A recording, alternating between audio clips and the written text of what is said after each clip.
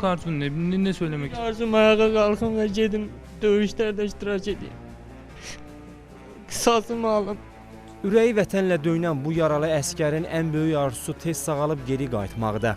Daha doğrusu cəbhə xəttinə qayıdıb düşmənə layiqli cavab vermək.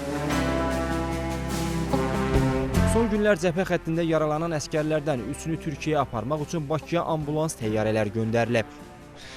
Vətən Azərbaycan anamdır. Anamdan görə hər yerə gedir.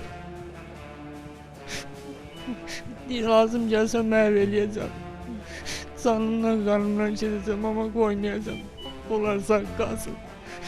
Əskərlərin müalicəsini Türk İş Birliyi və Koordinasiya Agentliyi üzərinə götürüb. Onların Türkiyədə daha yaxşı müalicəsi təmin ediləcək.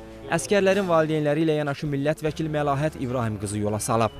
Azərbaycanın kədəri Türkiyənin kədəridir. Azərbaycanın sevinci Türkiyənin sevincidir.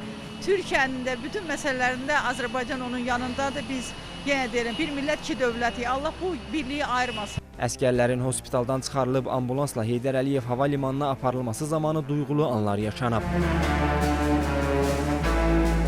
Bir gün əvvəl Müdafiə Naziri Zakir Həsənov yaralı hərbi qulluqçulara baş çəkmək üçün Silahlı Qüvvələrin Baş Kliniki Hospitalında olmuşdu.